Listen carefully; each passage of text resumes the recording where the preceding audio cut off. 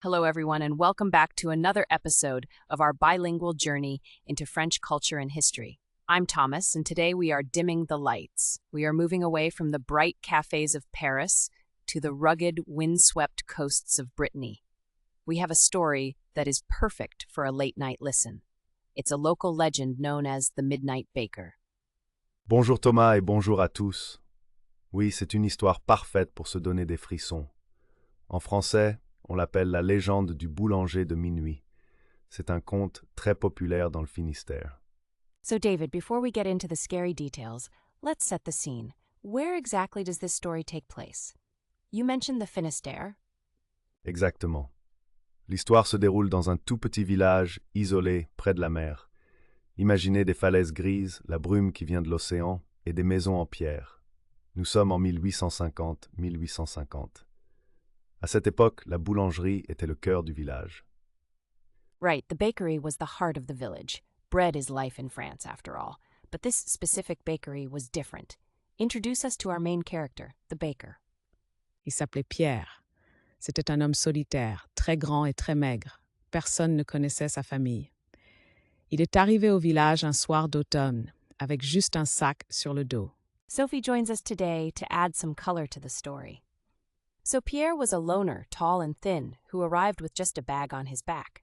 David, what was strange about his business hours? Why the nickname? C'est le cœur du mystère. Pierre ne travaillait jamais le jour. Jamais. La boulangerie était fermée du matin au soir. Les volets étaient clos. Mais, à minuit pile, la fumée commençait à sortir de la cheminée. That is definitely unusual.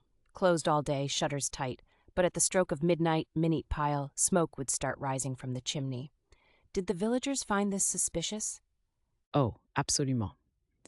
Les villageois étaient superstitieux. Ils disaient que la fumée avait une couleur étrange, parfois bleue, parfois verte.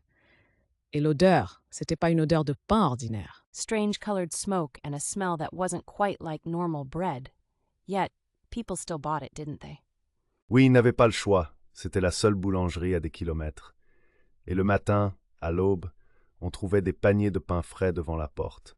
Le pain était délicieux, mais il avait un goût inoubliable. They had no choice. It was the only bakery for miles. Baskets of fresh bread appeared at dawn. Delicious, but unforgettable.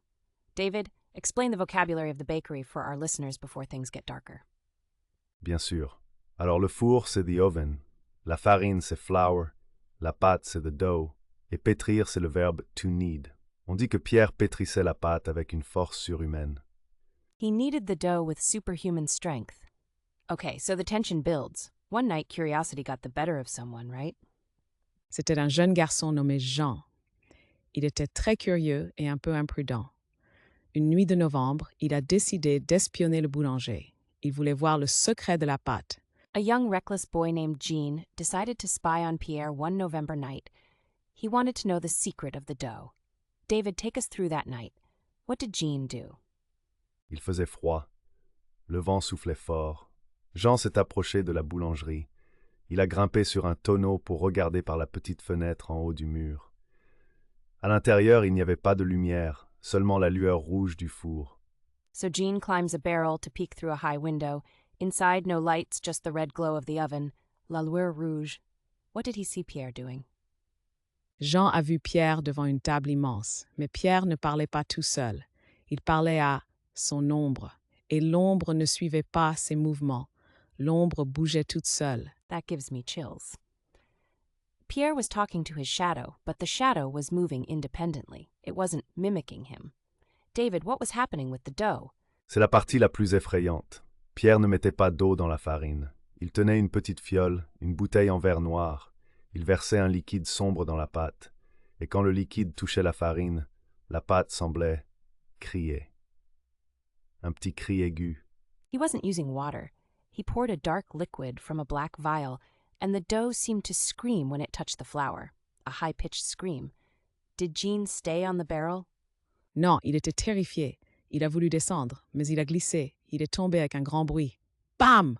Le tonneau a roulé sur les pavés. He slipped and fell.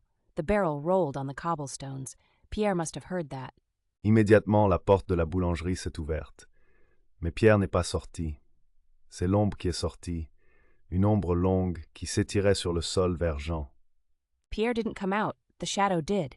It stretched across the ground toward John. This sounds like a folklore metaphor for guilt or a curse. What happened next? Jean a couru. Il a couru aussi vite que possible jusqu'à sa maison. Il s'est caché sous sa couverture. Le lendemain matin, il avait une marque noire sur la cheville, comme une brûlure en forme de main. He ran home and hid. The next morning, he had a black mark on his ankle, shaped like a hand burn. Did he tell anyone? Il a raconté l'histoire au prêtre du village, le curé. Le curé a décidé d'aller voir le boulanger. Il a pris de l'eau bénite et une croix. Tout le village a suivi le curé jusqu'à la boulangerie. The priest, le curé, led the villagers to the bakery with holy water. This is a classic confrontation in French folklore, the church versus the ancient evil. What did they find when they arrived? La porte était ouverte. Le four était froid. Il n'y avait personne. Pierre avait disparu. Mais sur la table, il y avait un dernier pain. Un pain noir, dur comme de la pierre. The oven was cold. Pierre was gone. Just one loaf of black bread left, hard as stone. Did they ever find Pierre? Jamais. On ne l'a plus jamais revu. Mais la légende dit que si vous passez devant l'ancienne boulangerie à minuit, le 1er novembre, vous pouvez sentir l'odeur du pain chaud et entendre un murmure qui dit « La pâte a besoin d'une âme ». The dough needs a soul. That is terrifying, David. So the implication is that the special ingredient was spiritual essence. C'est ce que les gens croient. Ils pensent que Pierre était un sorcier qui volait des années de vie aux villageois pour nourrir son ombre. He was a sorcerer, stealing years of life to feed his shadow. That explains why the bread was unforgettable. It contained part of them. Sophie, are there any idioms related to bread in French that are lighter than this story? Oui, heureusement. Par exemple, avoir du pain sur la planche. Cela veut dire avoir beaucoup de travail, littéralement, to have bread on the board. Et une autre expression très connue, long comme un jour sans pain. Cela signifie que quelque chose est très long et ennuyeux, as long as a day without bread. I love that. A day without bread is indeed tragic in France. Let's recap some of the key vocabulary from our story today. David? Alors retenez ces mots, la brume, the mist, le four, the oven, une ombre, la pâte, dough, et s'enfuir, to flee, to run away. Excellent. And for our listeners, try to use avoir du pain sur la planche this week if you are busy. It's a great phrase to sound authentic. Et ne sortez pas à minuit si vous sentez une odeur de pain brûlé. Good advice, Sophie. Don't go out at midnight if you smell burnt bread. Thank you both for this spooky tale from Brittany. Merci Thomas. Au revoir tout le monde et dormez bien. À bientôt. See you next time for another bilingual adventure. Stay safe and keep learning.